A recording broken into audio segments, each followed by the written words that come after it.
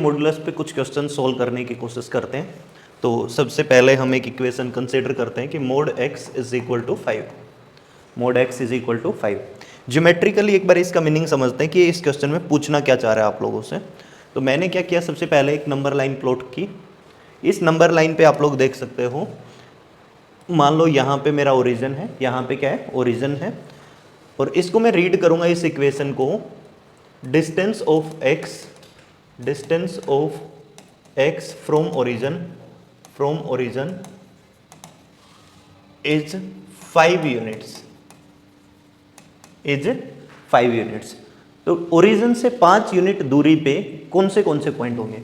तो ओरिजिन के एक तो मैं राइट साइड में 5 यूनिट दूरी पे जा सकता हूँ। मान लो यहाँ से मैं यहाँ पे गया और मैंने कहा ये जो डिस्टेंस है ये 5 यूनिट है, ये जो डिस्टेंस है मेरी 5 यूनिट है। तो अगर ये 5 यूनिट है तो यहाँ पे मुझे क्या मिलेगा, 5 मिलेगा। एक 5 यूनिट दूरी पे मैं इधर के साइड आ सकता हूँ जब मुझे मिलेगा -5। तो इस क्वेश्चन के मेरे पास दो आंसर्स होने वाले हैं, एक तो x बराबर 5 और एक x बराबर -5। तो हम यहाँ से कह सकते हैं x will be equal to 5 और -5। तो x बराबर 5 को हम सोल्व करने के लिए कह सकते हैं कि जैसे ही मैं ये मॉडुलस हटाऊंगा तो मैं यहाँ पे प्लस माइनस साइन का यूज कर लूँ और मेरे पास आंसर आ जाएगा। ठीक है, तो चलिए कुछ रूल बनाते हैं इस चीज़ पे बेस्ड। तो पहला रूल बनाते हैं हम, mod x equal to a, mod x equal to a। तो a के पास मेरे पास यहाँ पे कुछ चॉइसेस हैं, a will be less than 0, a will be equal to 0 और my a will be bigger than 0।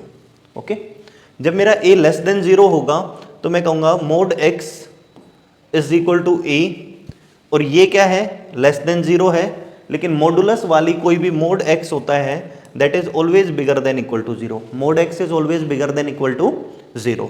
So this is not possible. एक side से कह रहा है कि x लेस देन 0 है, दूसरी साइड से कह रहा है बिगर देन इक्वल टू 0 है, तो ऐसा पॉसिबल नहीं होता है। तो जब भी यहाँ पे एक नेगेटिव नंबर लिखा जाएगा हम कहेंगे कि यहाँ पे हमें नो सॉल्यूशन मिलेगा। क्या सॉल्यूशन मिलेगा, नो सॉल्यूशन। जब a मेरा 0 हो जाए तो इसको हम पढ़ेंगे distance of x from origin is 0 units, distance of x from origin is 0 units. तो x भी मेरा 0 के बराबर हो जाएगा यहाँ पे। और जब ये वाला केस आएगा x बिगर देन 0, तो ऐसे में मुझे दो चॉइसेस मिलेंगी, या तो x a के बराबर हो जाए या उसके नेगेटिव के बराबर हो जाए। दोनों ही सिचुएशन में मुझे जो वैल्यू मिलेगी, एक तो प्लस a मिल जाएगा और एक माइनस a मिल जाएगा अगर a बिगर देन 0 है। तो यहाँ पे मेरे पास दो आंसर आ जाएंगे। तो एक क्वेश्चन सोल्व करते हैं। पहला क्वेश्चन है मेरे पास, mod of 2x minus 5 is equal to 3।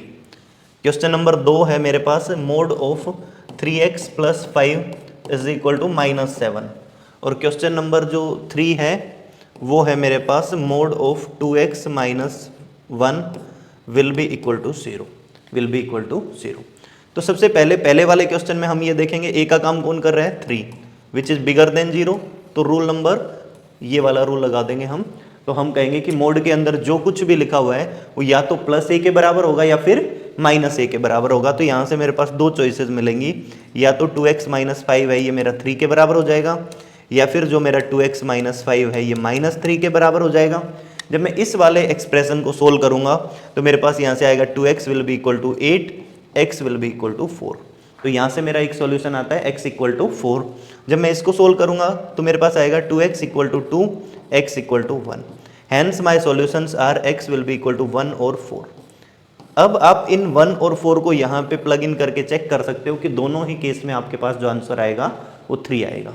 Okay, ये केस नंबर 2 है। आप कह सकते हो कि जो ये -7 है which is less than 0, this is less than 0, hence no solution will be there, no solution will B